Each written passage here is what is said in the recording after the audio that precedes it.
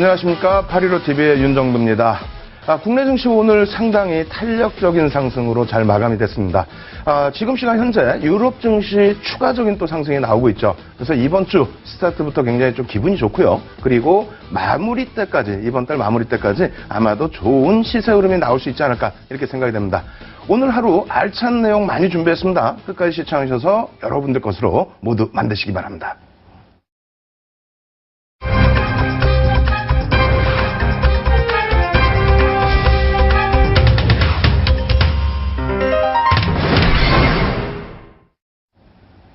예, 매주 화요일에는 윤정두가 여러분들께 가장 쉬운 방법으로 여러 가지 내용을 알려드리는 시간이죠. 첫 번째 파트에서는요, 시황 점검해드리고요. 그리고 두 번째 파트에서는 관심 업종, 그리고 이슈가 되는 업종, 종목, 이렇게 설명을 드립니다. 마지막 세 번째 파트 시간에는 여러분들께 윤정두만의 핵심 비법을 노출해드리고, 거기에 우리가 공략할 수 있는 종목군까지 함께 노출을 해드립니다. 끝까지 시청하셔서 좋은 정보 얻어가시기 바랍니다.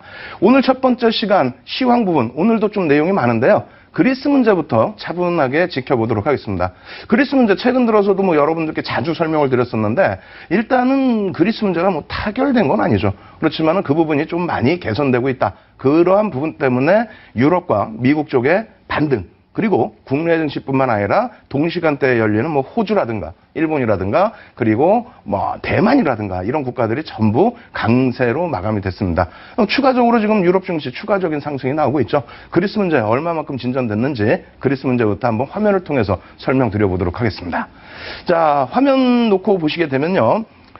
일단은 22일 기준에서 유로 정상회담이 있었죠. 유로 정상회담 부분에 있어서 그리스의 총리가 좀 정치적인 해법을 찾으려고 노력을 했는데, 일단은 그때 이제 그 자구한 부분을 조금 더 개선해서 가져갔다 이렇게 보시면 되겠고, 앞으로 남아있는 일정입니다. 22일 날 우리가 그리스 문제가 완전히 타결되지는 않았지만은 긍정적인 시그널이 나왔고요. 그리고 23일, 오늘 저녁 기준이 되겠죠. 유럽 중앙은행에서 이제 그리스의 긴급 유동성의 지원, 이러한 부분을 지속적으로 지금 해주고 있어요. 그리고 유로존 재무장관회의가 24일 날 재소집되죠. 그리고 가장 중요한 부분은 25일 날 EU 정상회담이 역시 재개가 됩니다. 그래서 최종 타결될 수 있을 것이다 라고 얘기를 하고 있고요. 6월 30일 이전에는 유로존과 그리스의 구제금융, 이 부분에 대해서 유효기간, 최종 협상 기간이 마무리가 되죠. 그래서 지금으로서는 조금 긍정적인 그 시각들이 더 우세하다. 그러한 부분은 그리스 쪽에서 일단은 한 발짝 좀 물러서는 그러한 그 해법을 내놨기 때문이다. 이렇게 말씀을 드릴 수 있겠습니다. 이 부분에 있어서 이제 조금 더 확인을 해보시면 이러한 내용들이 있어요. 그리스와 유로 국가 부분이 그리스의 유로존 탈퇴의 경우에 어떠한 나쁜 요인과 좋은 요인은 그다지 없을 것 같은데요. 어찌됐건 악영향이 있느냐라는 부분에 있을 때 이러한 내용 때문에 자꾸 이제 그 협상을 타결로 이끌어내려고 하는 거고요. 그리고 채권단, 유로존 쪽이나 IMF 쪽이나 이런 쪽에서 채권단 쪽에서 그리스에 요구하는 부분은 이런 내용이죠. 재정 확충을 통한 증세라든가 연금 삭제, 이 부분인데, 자, 이번에 굉장히 긍정적으로 바뀐 이유가 이러한 내용입니다. 그리스 쪽에서 이러한 부분을 그러면은 다시 자구책을 내놓을 테니까 우리 협상하자, 마무리 짓자, 이렇게 해놨습니다. 그 중에서 이제 가장 핵심적인 부분이 연금 쪽이죠. 그래서 연금 삭감을 요구를 했는데, 이 부분에 대해서 소폭의 연금 삭감이라든가 이런 부분, 그래서 한 걸음 좀 물러나서 이러한 긍정적인 글로벌 시장의 흐름이 나왔다. 이렇게 말씀을 드립니다. 따라서 여기까지 놓고 보시게 되면은 그리스 문제는 거의 이제 좀 마무리 국면에 접어드는 것이 아닌가 이렇게 생각하시더라도 크게 문제가 없습니다. 그러면 이렇게 그리스 문제가 마무리되는 국면이다라고 한다면 우리나라 같은 경우 어떤 것을 또 놓고 봐야 되겠죠? 우리나라 같은 경우에는 지금 추경에 대해서 계속 언급이 나오고 있습니다. 추경. 어떻게 될까요? 일단 추경 부분에 있어서는 국민들, 또 특히 증시에 참여하시는 분들은 많은 요구를 하고 있습니다만, 추경을 단행했을 때 여러 가지 또 부작용들도 있습니다. 그래서 쉽게 그것을 해법을 찾지 못하고 있는데, 내년에 또 총선도 있고 해서 그러한 부분 때문에 자연스럽게 또 추경을 단행할 가능성도 높아지고 있다는 거죠. 어찌됐든 그 추경 부분에 대해서도 한번 살펴보도록 하겠습니다. 자, 추경 부분 정리한 표 놓고 보시면요, 이렇게 보시면 되겠습니다. 추경 예산이라는 부분은 추가 경정 예산을 줄여 부르는 말인데, 이거 사전적인 의미들, 이런 내용들 나중에 자료 다운받으셔서 한번 읽어보시고요. 그리고 재정 총지출 및 예산학계 규모 변화 추이입니다. 뭐 적절하게 이렇게 정부에서 잘 운영을 하고 있었는데 우리가 놓고 봐야 될 부분은 이제 과거 추경 부분이 되겠죠. 과거 추경 그 규모는 어떻게 움직였는지.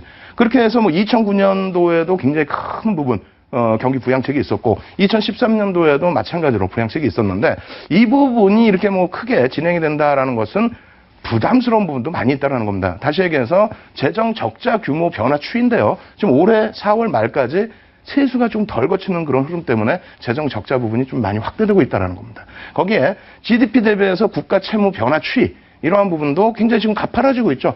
이러한 부분이 주변 시각으로 놓고 볼 때는 굉장히 부정적인 면도 있다라는 겁니다. 다만 이러한 환경 속에서도 우리가 추경을 기대할 수 있는 요인 중에 하나는 이런 거죠.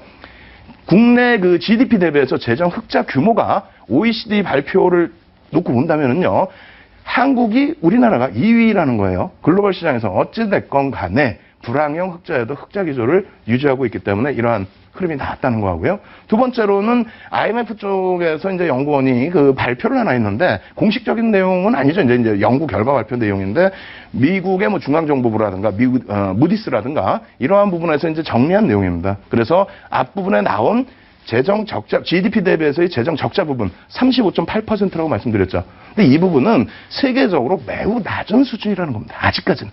그렇기 때문에 이러한 부분을 바탕으로 해서 이제 추경 얘기가 계속 나오고 있는 거고 또 이러한 부분이 긍정적인 요인도 또 가지고 갈 수 있기 때문에 지금 시장에서는 기대를 많이 하는 겁니다. 그래서 최근 들어서의 그 내용을 이렇게 보시면은 지금 경제부총리께서도 추경을 포함한 적정 수준의 경기 보강 방안을 검토한다. 그래서 이달 말까지 정도로 예상을 하고 있습니다. 그래서 하반기에 어떤 식으로 정부가 정부 정책을 이끌어갈 건지 그 부분은 가시적으로 이달 말에 나오기 때문에 그런 내용을 또 여러분들 지켜보시면서 그에 맞는 업종군 선택을 하셔야 되겠죠. 아시겠죠? 그럼 이 정도로 얘기가 나오게 된다면 한 가지 또 체크하셔야 될 부분이 있지 않습니까? 맨 밑에 보시면 2003년 이후에 7차례에 걸쳐서 우리가 이제 그 추경을 진행을 했는데 5차례가 증시에 긍정적인 영향을 미쳤다는 겁니다. 그래서 이번 그 시점에서도 적절하게 조정받은 이후의 흐름이기 때문에 긍정적인 시각 가져가실 수 있다. 이렇게 말씀드리겠고요. 이것을 바탕으로 이제 우리가 환율도 놓고 보셔야 되겠죠.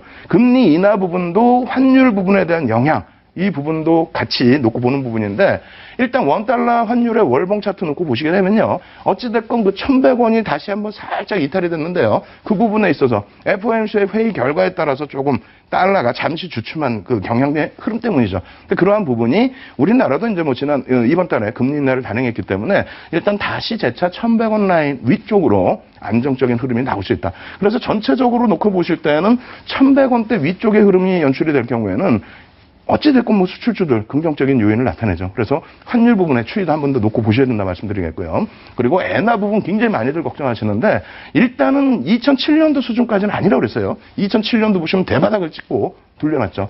그래서 2007년도 같은 경우에도 그때 당시 엔화가 강세를 띄었을 때 아니죠. 엔화가 약세를 띄고 우리나라 원화가 상대적인 강세를 띄었을 때 그럴 때에도 일단 시장이 붕괴되거나 한 부분은 아니에요.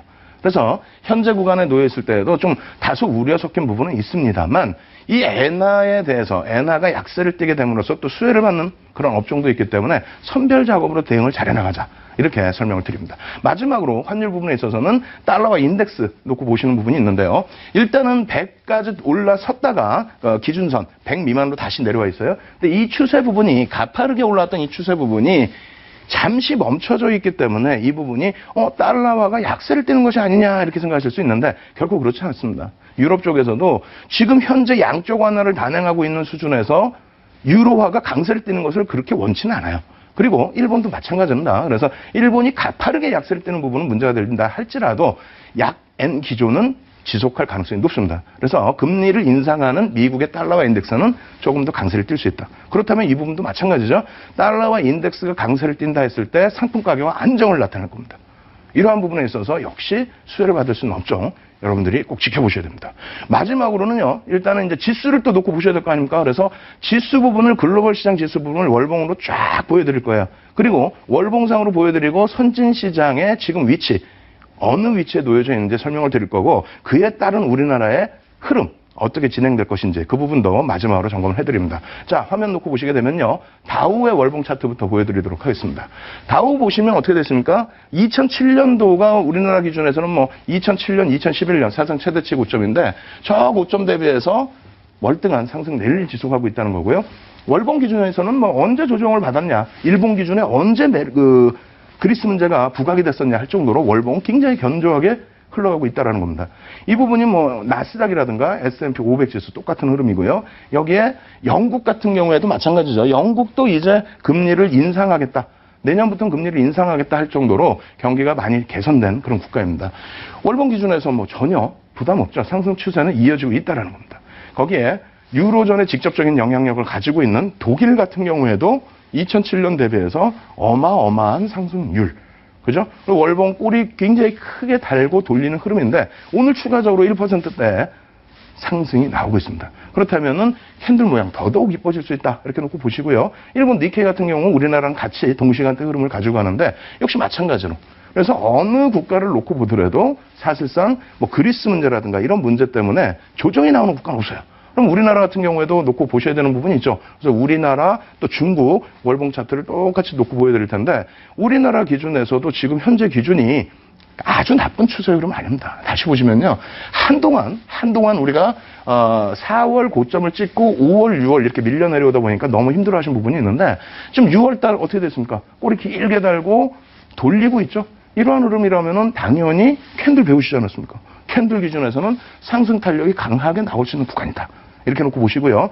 중국 같은 경우에 지금 최근 들어서 지난주에 엄청난 폭락이 나왔다고 해서 우리나라 좀 우려하는 경향도 일부 있는데 그러실 필요 없습니다. 어차피 중국의 경우에는 지금 IPO 물량이 너무 많이 출회가 되면서 지수가 저쪽 2007년도 고점 찍고 밀려 내려온 흐름처럼 조정을 받을 수도 있습니다만 그러한 부분은 홍콩 증시도 영향을 같이 잘 안 받아요. 우리나라 증시가 왜 영향을 받겠습니까? 그래서 전체적인 중국 경제 영향을 놓고 보시더라도 이러한 부분, 개별적인 연동성 부분은 배제를 시키자라고 말씀을 드리겠습니다. 그럼 결론적으로 지수 흐름에 있어서도 국내 증시 같은 경우에 어떻습니까? 굉장히 긍정적인 흐름 나오고 있다는 거죠. 글로벌 증시 마찬가지고요. 그러면은 우리나라 증시가 피부적으로 느끼실 거예요. 좀 더 약했다는 부분을, 그 부분을 다시 도표로 정리를 해드릴 텐데 그 표를 놓고 보시면서 우리나라도 이제는 2011년도 1차 목표가 겁니다. 2011년도에 사상 최대의 고점을 뛰어넘는 흐름을 기대해보자 이렇게 말씀드립니다. 표 보여드릴게요. 표 놓고 보시게 되면은 중국 정도를 제외하고 나면 전체적으로 놓고 보실 때 어떻습니까? 2015년 6월, 4월, 5월, 6월, 5월 무슨 얘기냐면 사상 최대치 고점이 전부 바뀌어져 있다라는 거예요. 전부. 그래서 국내 증시 역시도 왜 우리나라만 그렇게 안 바뀌느냐? 이제부터는 움직임 가지고 갈 수 있습니다. 외국인들이 일부 최근 들어서 매도가 일부 몰려졌지만 우려할 수준은 아닙니다. 아시겠죠? 그래서 오늘 선물에서 공격적인 매수 들어온 것처럼 긍정적으로 이해를 하십시오. 그래서 시황 부분은 요만큼에서 좀 마무리를 해드릴 텐데 2주 전, 3주 전부터는 이제 시황에서도 종목을 한 가지씩 언급을 드렸죠. 그래서 뭐 지배구조 관련된 종목군들도 언급드리고 했는데 오늘도 죄송스럽습니다만 똑같은 종목을 언급드릴 거예요. 지난주에도 언급드리고 지지난주에도 언급드리고 똑같은 종목입니다만 올해 말까지는 지배구조 관련된 이슈가 계속 불거질 수 있기 때문에 이 종목 끝까지 놓고 보셔야 됩니다. 자, 효성이라는 종목인데요. 시간 없으니까 짧게만 설명드리도록 하겠습니다. 자, 효성 보시면은요. 지난 20회, 그러니까 6월 9일입니다. 6월 9일 날 방송에 갖고 나왔던 저 월봉 차트. 저 차트가 이 차트라고 말씀드렸죠. 이 월봉 차트를 놓고 보시면 으악 너무 많이 올라와 있는 거 아니냐라고 생각하실 수 있는데 그만큼의 매집이 단행이 돼 있고 또 효성그룹 자체의 실적 개선폭이라든가 지주사이긴 합니다만 실적이 있는 지주사죠. 거기에 경영권 승계 작업이 일부 진행 중에 있는 그런 업체입니다. 그렇기 때문에 일단은 사상 최대치 고점을 뚫을 수 있다는 말씀을 드린 거고요. 그러한 흐름이 지금 벌써 나와버렸습니다. 그렇게 된다면 추가적인 상승이 나올 수 있는데요. 일봉 차트로도 이렇게 놓고 보시라 그랬죠. 실질적으로 종가 기준의 고점을 계속 역사적 고점을 뚫고 있다는 흐름 그리고 마찬가지예요. 이러한 그 상승 탄력이 나왔다는 거 말씀드리고 지난주에도 똑같은 내용 똑같이 말씀드렸어요. 지난주에 월봉이 이 차트입니다. 이 차트예요. 그럼 어떻게 될까요? 앞으로의 흐름에 있어서. 결론은 말씀드리면은 이 흐름이 지금 이 정도의 상승률로 끝날 흐름이 아니다. 아시겠죠? 그래서 뭐 CJ, CGV라든가 이런 종목군들의 새로운 시세가 계속 역사적인 고점을 뚫고 난 이후에 계속 나오는 것처럼 효성의 시세가 지속될 수 있다는 부분 말씀드리겠고요. 오늘 저녁 야간 11시에 815TV를 통해서 여러분들께 무료 교육방송 진행해드립니다. 그래서 인터넷 방송에서 추가적인 이 종목에 대해서 설명을 드리고, 그리고 내일 장중에 9시부터 3시까지 여러분들께 또 추가적으로 무료 교육방송을 장중에 진행해드립니다. 그래서 그 부분에 대해서도 역시 마찬가지로 효성, 그리고 두 번째 파트에서 선보일 종목, 그리고 세 번째 윤정두만의 비법을 말씀드리는 그 시간, 공부 시간에도 또 한 종목을, 오늘은 총 3종목을 노출을 해드릴 거예요. 그래서 그 노출되는 종목군들 오늘 이 시간을 통해서도 공부하시고 무료 교육방송을 통해서도 꼭 공부하시기 바랍니다. 첫 번째 시간 이렇게 해서 마무리해드리겠습니다.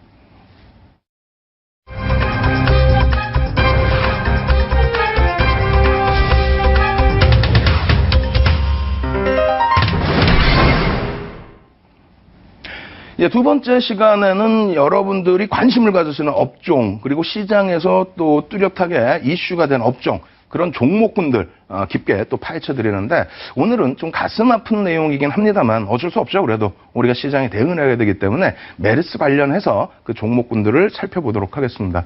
일단 메르스 관련해서 이제 여러 제약업체들 중에서 여러 업체들이 뭐 급등이 나오기도 했습니다만, 전체적인 제약사들의 손실폭도 이번에 메르스 영향 때문에 좀 크게 나왔다라는 보고서가 오늘 또 나오더라고요. 어찌됐건 그에 관련된 업종군들이 상당히 어렵게 진행된 흐름이 있었습니다. 다만 이러한 부분이 시장에서 놓고 볼 때 무조건적으로 메르스 관련 뭐 직접적인 영향, 간접적인 영향을 받아서 이 종목이 굉장히 힘들어질 거야, 아니라는 거예요. 사실은 종목마다 메르스 영향, 악영향을 받은 부분들의 시점이 다 천차만별적으로 다 다릅니다. 그리고 바닥을 찍고 돌리는 흐름도 다 달랐어요. 그러한 이유는 개별적인 그 펀더멘탈에 있어서는 아주 큰 영향을 받는 것이 아니기 때문에 그래요. 아시겠죠? 그래서 업종과 종목 하나하나 놓고 보면 설명을 드려보도록 하겠습니다. 자, 표를 놓고 보시게 되면요, 이러한 흐름이 되겠죠? 뭐 제가 그냥 제 머릿속에 생각나는 업종군들 갖고 나온 거예요. 뭐 따져보면은 뭐 더 있겠죠. 뭐 제약업종 중에서도 있을 거고요. 근데 일단은 메르스 관련 직간접 피해주 윤정두가 보는 시각에서 갖고 나와봤는데, 일단 첫 번째로 여러분들 잘 아시는 항공주입니다. 항공주 같은 경우에 바닥 반등을 잘 주려고 하는 그러한 시점에 메르스 부분에 있어서 또 충격을 꽝 하고 받아버리죠. 2차 충격까지 받으면서 바닥으로 밀려 떨어졌는데 그나마 좀 돌리는 흐름이 있었고요. 여행주 마찬가지죠.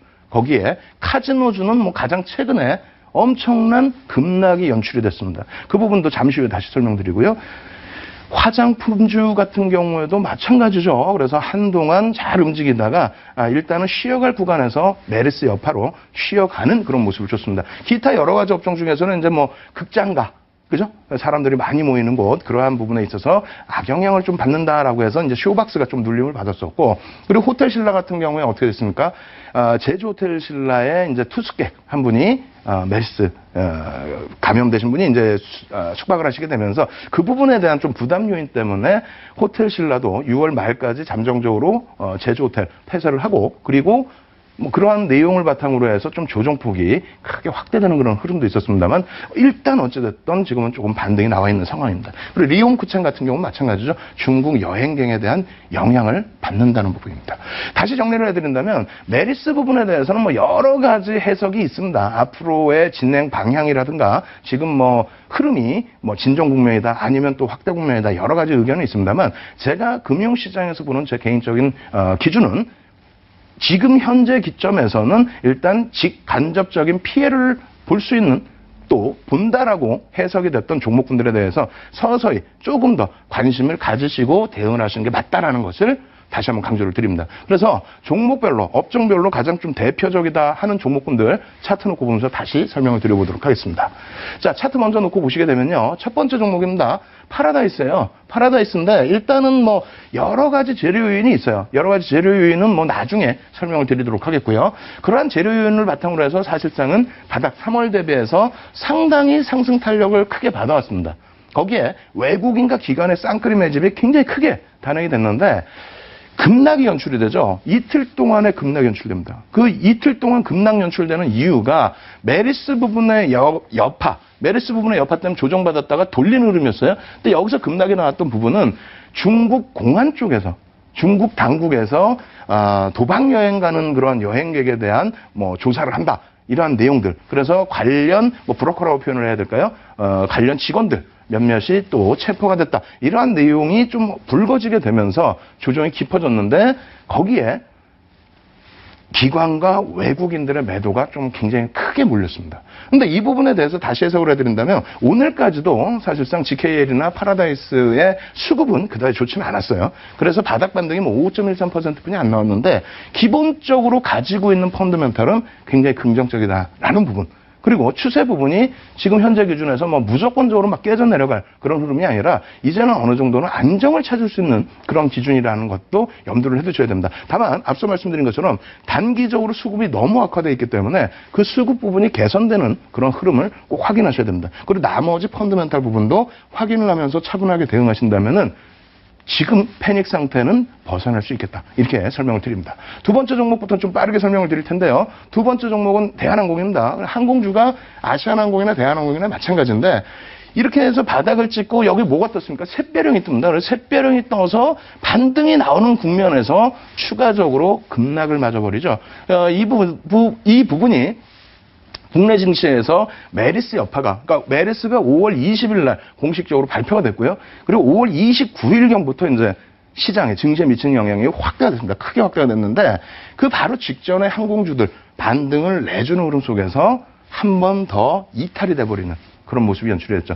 이제 와서 이제 조금 바닥에서부터 돌리는 흐름이 며칠 전부터 나왔습니다. 그렇기 때문에 이 추세 부분은 단기적으로 낙폭 과대 플러스 그리고 항공주들에 대한 펀더멘털 개선, 실적 개선폭 이러한 부분이 잠시 충격은 받았지만은 다시 돌려놓을 수 있는 구간이다. 이러한 부분도 역시 해석을 하셔야 되겠고요. 자, 하나투어 마찬가지입니다. 일시적인 조정 이후에 되돌림의 흐름.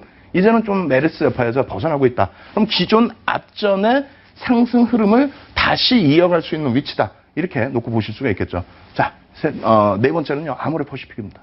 재상장 이후에 아모레퍼시픽도 잘 움직임을 주다가 갑자기 메리스 불거지고 또 중국 관광객이 입국을 좀 취소하고 있다. 이러한 내용들이 확대가 되면서 조정폭이 사실상 좀 깊게 연출이 됐습니다. 지금은 어떻게 되어 있습니까? 다시 바닥 반발력을 주고 있기 때문에 역시 마찬가지로 아모레퍼시픽의 기준에서도 긍정적인 추세 변화 여러분들이 한번 지켜보시기 바랍니다. 리오쿠첸 마찬가지죠. 리오쿠첸 같은 경우에는 우리가 무료 교육방송 진행해 드릴 때 인터넷상에서 자주 언급을 드렸던 종목이에요. 그렇게 돼서 이 바닥권에 놓여졌을 때 펀드멘털에 대한 부담 요인은 그다지 크지가 않기 때문에 긍정적인 시각 가지고 가자. 결국 어떻게 됐습니까? 오늘 같은 경우에 급등이 나오면서 되돌려지는 흐름. 이 추세 부분이 다시 과거의 추세로 회귀가 된다. 꼭 염두에 두십시오.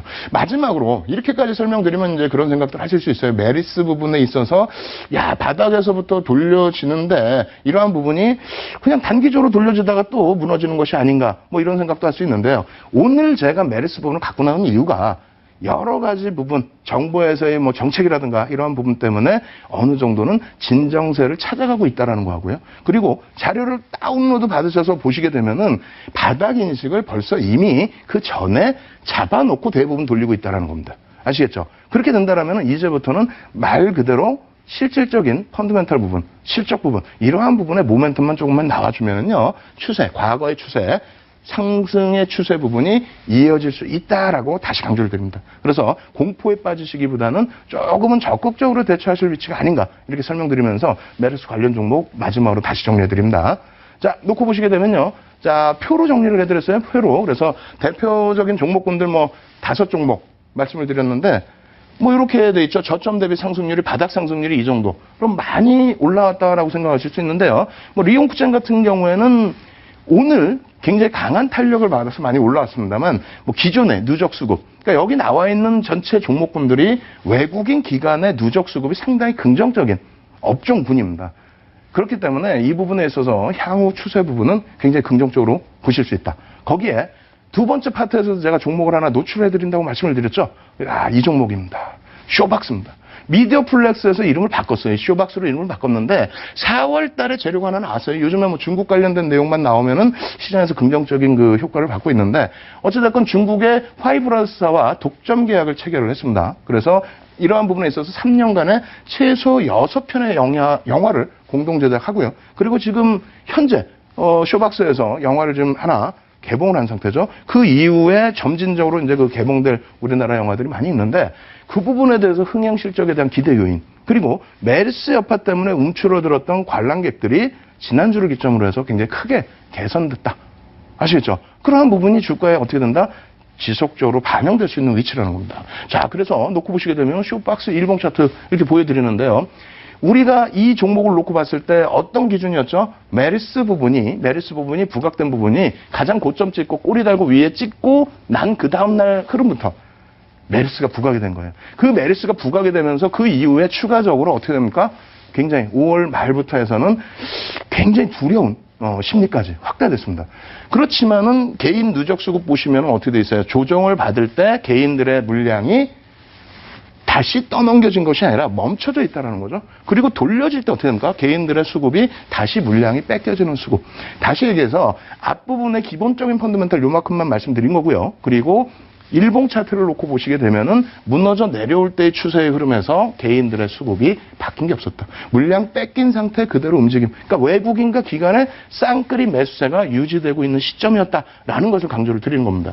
결론적으로는 어떻게 되어 있습니까? 장중 무료 방송 통해서 여러분들께 말씀드렸다고 그랬잖아요. 내일도 장중 무료 방송이 있고 오늘도 야간 11시에 무료 방송이 있어요. 815 TV를 통해서 여러분들께 이 쇼박스에 대해서 어느 시점에 그럼 또 접근을 해야 되느냐. 이 부분 또 설명드릴 겁니다. 그래서 기존에 이런 바닥권에서 여러분들이 편입하실 수 있게끔 교육을 해드린 내용, 왜 이 바닥권에서 편입을 해야 되는지, 왜 이러한 흐름이 나올 때 편입이 돼야 되는지, 이러한 부분들을 다시 복습을 해드릴 거고요. 그리고 다시 어느 시점에 매수 구간을 설정해야 될지 이 부분도 오늘 또 공부를 해드릴 겁니다. 아시겠죠? 그래서 오늘은 메르스 관련된 내용의 종목군들을 말씀드렸고 그 중에서도 쇼박스 부분, 이 부분에 대해서 굉장히 크게 강조를 드리는 겁니다. 이 쇼박스에 대해서 추가적인 내용 궁금하신 분들은 오늘 야간 무료 방송 꼭 참여하시기 바랍니다. 두 번째 시간 이렇게 해서 마무리해드리도록 하겠습니다.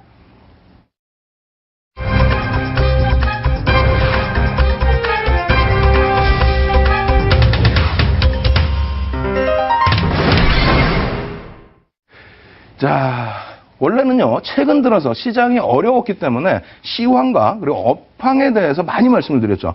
근데 오늘은 비법에 대해서 이제 좀 더 자세히 말씀드리기 위해서 시황과 업종 부분은 조금, 이슈된 부분은 조금 줄였습니다. 5거래일 동안요, 오늘을 제외한 5거래일 동안에 저도 그런 경우가 좀 드물었던 것 같아요. 어떤 내용이냐면 지수가 상승을 하는데 5거래일 연속 음봉이에요. 다시 얘기해서 갭상승 이후에 눌리고 갭상승 이후에 눌리고 5거래일째 갭상승 이후에 눌려서 음봉이 떨어지는 흐름.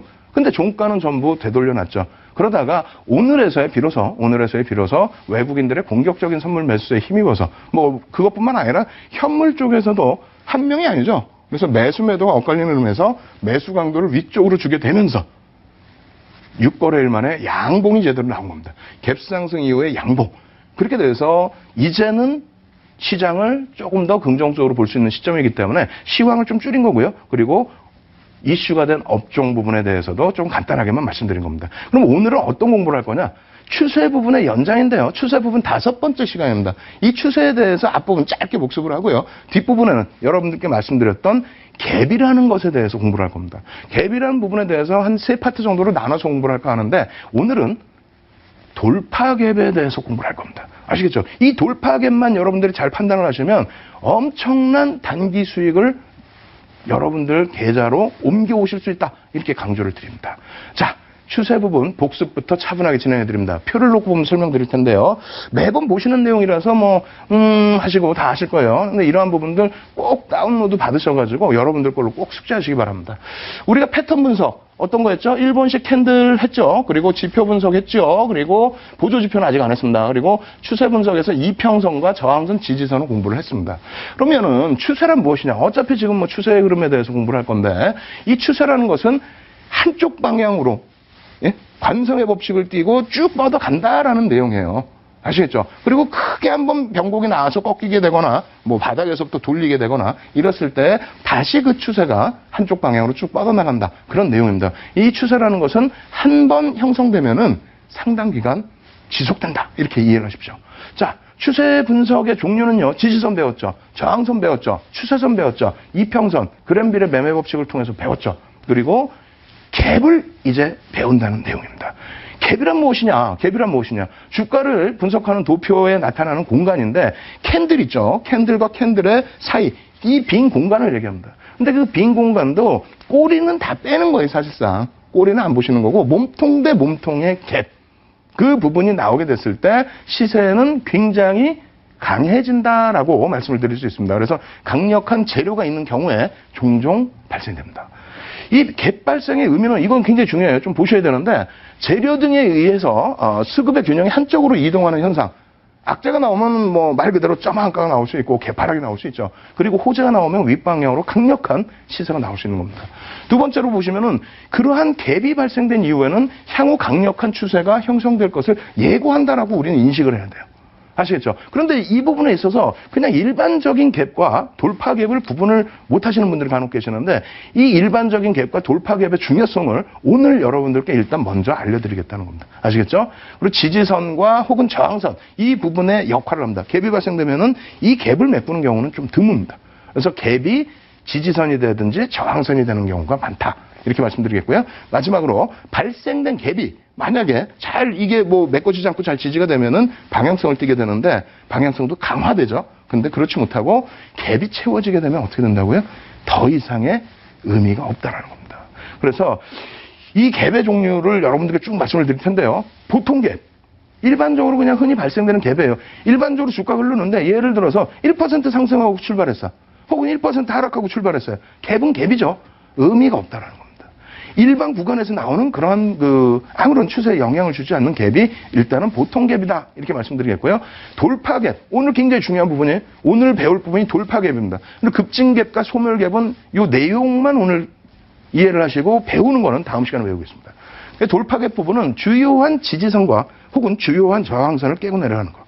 저항선을 깨고 내려가면 이제 그 추세가 하락으로 굉장히 강하게 나오겠죠. 그리고 저항선을 지지선을 깨고 내려가면 추가 하락이 하락이 굉장히 강해지는 거고요. 저항선을 갭으로 뚫고 올라가게 되면 그때는 윗방향의 추세가 어마어마하게 강해진다는 겁니다. 그것이 보통 갭이 아니라 돌파 갭의 기준입니다. 아시겠죠? 자, 이렇게 보시면 이러한 내용이에요. 보통 갭은 아무 데서나 나오는 거예요. 아무 데서나. 그래서 여기서 나오는 갭이 의미가 있느냐? 의미가 없다는 겁니다. 의미가 없고 이러한 저항을 받을 수 있는 부분에 갭이 발생되면서 그 저항을 뚫고 가는 흐름 혹은 이 저항선 밑에서 갭이 발생되면서 양봉으로 이 저항을 전부 감싸 안고 뚫고 가는 흐름 그러한 흐름이 나오게 되면 이게 돌파 갭이 되고요. 이 돌파 갭은 강력한 시세가 나오는 기준점으로 설정할 수 있다라는 걸 말씀드리는 겁니다. 그 밖에 이제 뭐 급진 갭과 소멸 갭, 뭐 손꼴 반점이라고도 표현을 해요. 이렇게 표현을 하는데 저 부분은 우리가 차분하게 보자. 오늘은 보통 갭, 돌파 갭 배우는 것만 해도 시간이 없습니다. 아시겠죠? 자, 보통 갭 어떻게 돼 있다고요? 횡보 국면 혹은 완만한 추세 국면에서 그냥 뭐 거래량도 별로 없어요. 거래량도 별로 없는데 뭐 1% 혹은 2% 특히 거래량이 별로 없다 보니까 조그마한 거래량에도 위로든 아래로든 뻥 떠서 출발이 되겠죠. 그렇게 되는 갭은 아무런 의미가 없다는 겁니다. 아시겠죠? 그래서 이러한 부분은 흔히 나오는 갭이고 의미가 없다. 이 부분은 그냥 우리가 이해만 하고 넘어가자 이렇게 말씀을 드립니다. 이러한 경우가 되겠죠. LG 디스플레이의 2011년 6월부터 2011년 8월까지의 일봉 차트입니다. 보시면은 뭐 아무런 의미 없이 이 조그마한 갭들이 많이 나와요. 중간중간에. 그죠? 이쪽에서도 나오고 여기서도 나오고 뭐 여기서도 나오고 몸통 대 몸통이니까요. 이러한 부분들이 나오게 되는데 이러한 부분은 말씀드리는 것처럼 어떤 의미를 부여할 수 있는 부분이 없어요. 아시겠죠? 그래서 이러한 보통 갭은 우리가 그냥 흔히 나오는 갭이다 이렇게 생각을 하시고요. 자, 돌파 갭입니다. 돌파 갭은 어떤 거라고요? 주요한 지지선과 저항선을 뚫고 내려가거나 뚫고 올라갈 때 그 부분이 굉장히 중요한 돌파 갭이 된다는 겁니다. 1차적으로 돌파 갭이 가장 중요한 거예요. 이게 발생되면요, 시세는 어떻게 된다? 추세의 강화를 알리는 그 신호로 인식을 해야 된다 할 정도로 굉장히 강해진다는 겁니다. 아니, 그냥 양봉 뽑아 올리기도 힘들어 죽겠는데, 갭이 빵! 하고 발생했어요. 얼마나 세게 올라가겠습니까? 아시겠죠? 그래서 이러한 부분 기억하시고요. 거기에 거래량이 폭증하면은, 거래량이 막 터져야 될 거 아닙니까? 직전 저항을 뚫고 가는데 거래량도 없이 뚫고 왔어요. 그럼 그게 무슨 저항이에요? 저항이라는 건 매물이 쌓여있다는 거 아니에요? 그 부분을 그냥 거래가 펑펑 터지면서 올라간다? 그러면 신뢰도가 최고라는 겁니다. 그래서 갭이 발생된 이후에 그 다음에 쭉쭉 뻗어가는 경우도 있고요. 갭이 발생된 이후에 눌리는 경우도 있는데 눌린다 할지라도 거래량이 터져있는 그러한 흐름이라면은 갭이 메꿔주기보다는 추세가 한 단계 더 강화될 가능성이 월등히 높다. 꼭 기억하시기 바랍니다. 아시겠죠? 자, 이렇게 보시면은 아랫방향입니다. 아랫방향으로 안타깝게도 동국제약 같은 경우에 지지 라인이 어느 정도 형성이 됐었잖아요. 그 부분이 어떻게 됩니까? 개파락이 그냥 팡 하고 엄청난 큰 갭이죠. 보통의 캔들보다 더 큰 그러한 돌파 갭이 나온 이후에 추세는 어떻게 된다? 급격하게 밀려 내려간다. 그럼 우리가 배울 건 사실상은 그 윗방향으로의 흐름이 되겠죠. 그래서 돌파 갭의 기준의 윗방향의 흐름인데 여기서 놓고 보시면은 이 앞전의 저항, 저 앞전의 저항, 고점 부분을 뚫어버립니다. 갭으로 뚫어버리고 그리고 나서 양봉으로 그 추세를 위쪽으로 쭉 끌고 올라가 버려요. 그렇게 된 이후의 흐름에서는 긍정적인 추세 흐름이 이어진다는 겁니다. 몇 종목 더 보여드릴게요. LG생활건강 그리고 유니드 같은 경우에 마찬가지죠. 돌파갭 저항 라인을 뚫은 겁니다. 그리고 삼양홀딩스 마찬가지예요. 저항 라인을 뚫고 올라가는 흐름 그리고 나서 추세에 이어지는 흐름. 자, 현대하이스코입니다. 현대하이스코 같은 경우도 돌파갭. 돌파갭을 놓고 보실 때 잘 보셔야 될 부분이 이게 있어요. 자, 여기서 돌파갭이 나왔으니까 이 저항 라인 못 뚫은 거 아니냐? 아닙니다. 여기서 돌파가 나오고 그리고 나서 이 캔들 있죠? 양봉 캔들. 여기는 좀 작습니다만 이 양봉 캔들이 뭐 이만하게 나온다든가 라고 했을 때 혹은 여기서부터 양봉 캔들이 쫙 뻗어 올라갈 때 이러한 부분도 돌파갭 이후에 양봉으로 전부 뚫고 올라간 거기 때문에 전부 돌파 갭으로 우리가 인식할 수 있다. 이렇게 말씀드립니다. 그래서 이러한 부분에 이제 그 시세 부분이 굉장히 탄력적으로 나오게 되는데요. 이 정도만 보여드리면 좀 밋밋하잖아요. 그래서 준비를 했습니다. 한미약품입니다. 한미약품.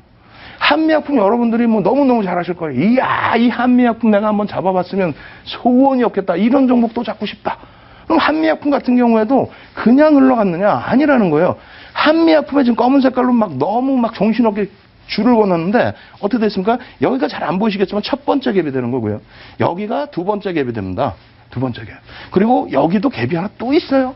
근데 이렇게만 보여드리면 야, 저게 돌파갭인지 보통 갭인지 뭔 갭인지 어떻게 하니? 라고 생각하실 수 있어요. 그래서 준비를 했습니다.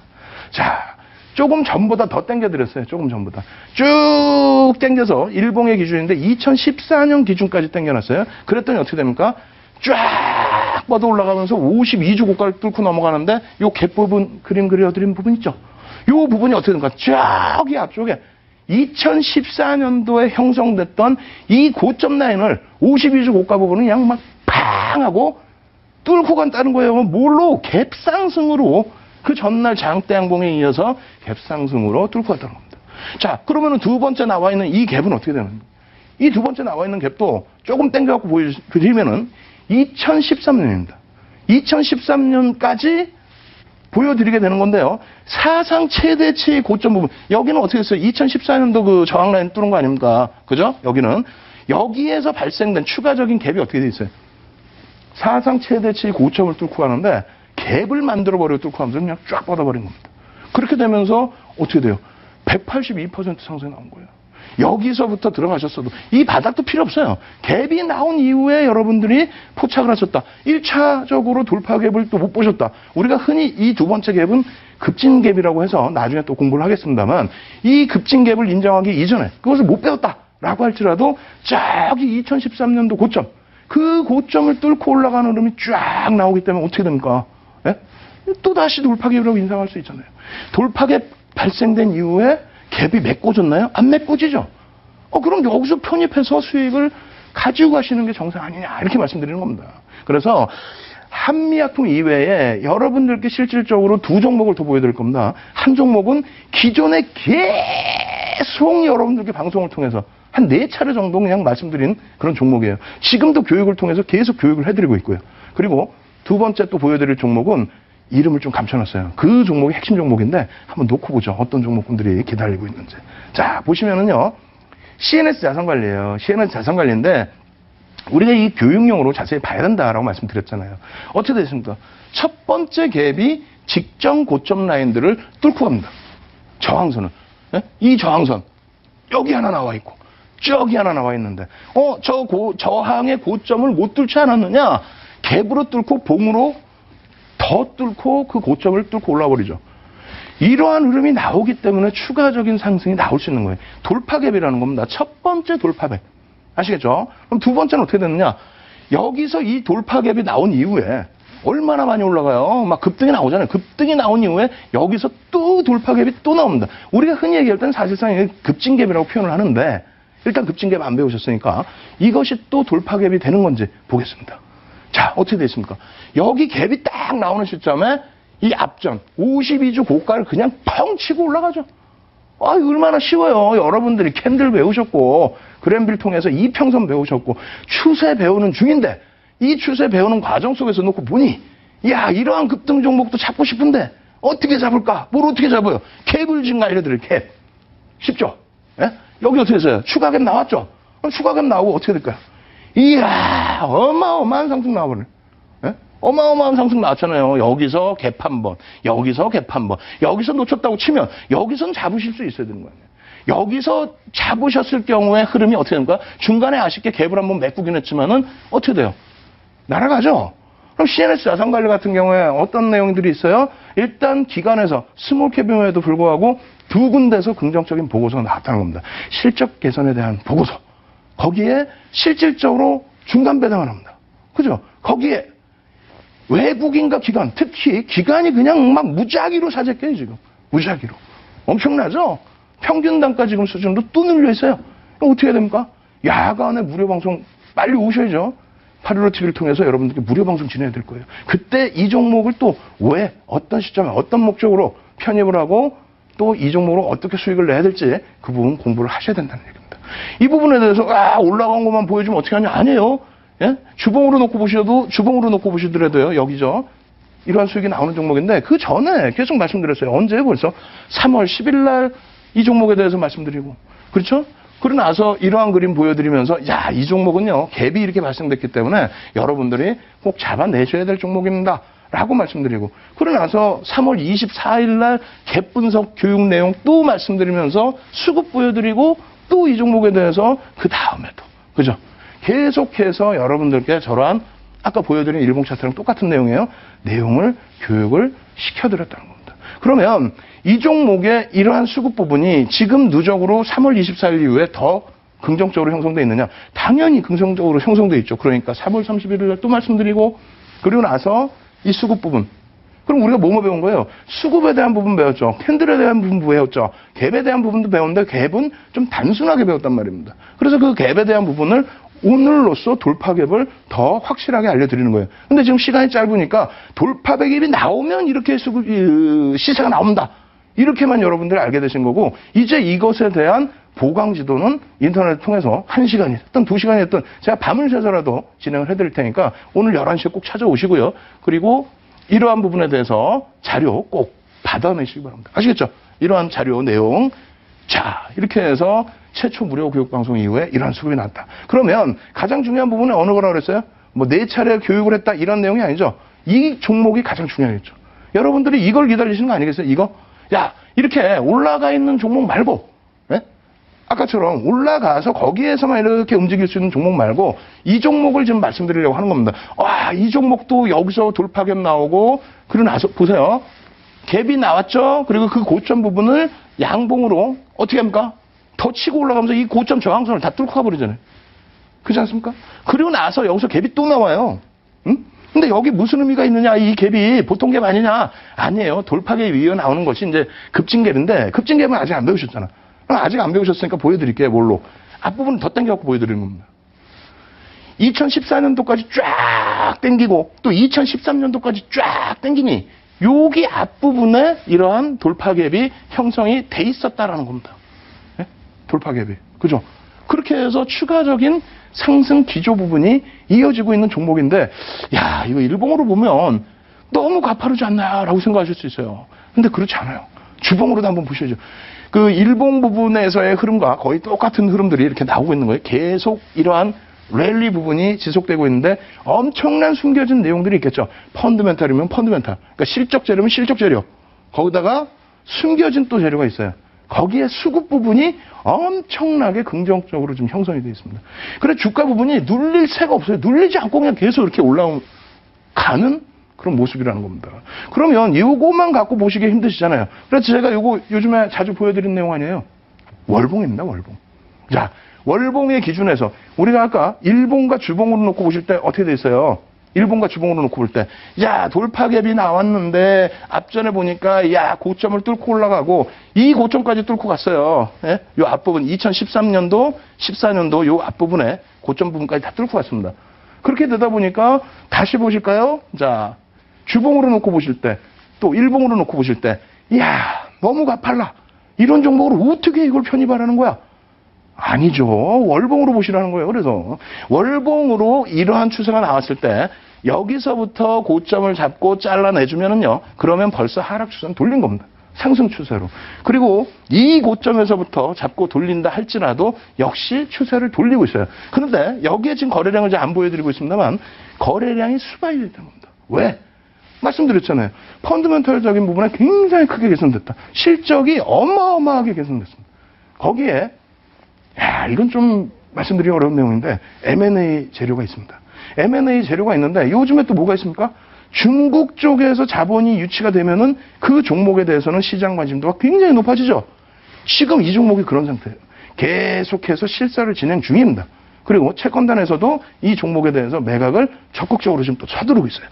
거기에 실적 개선폭이 있다 보니까 외국인 기관의 수급이 유입되고 있고요. 특정 세력들의 매집까지 단행이 돼 있다는 겁니다. 얼마나 좋아요. 그럼 이 추세에서 어디까지? 더 올라가야 되겠죠. 쭉쭉쭉.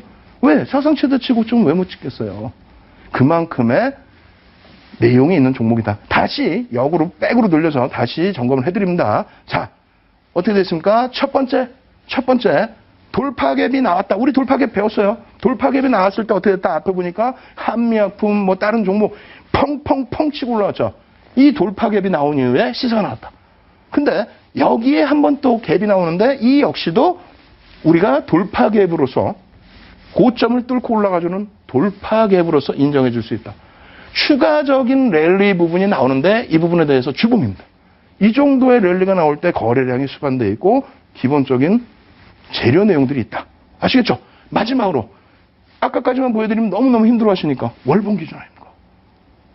올라갈 자리가 어마어마하잖아요. 이 종목이 뭐냐고요?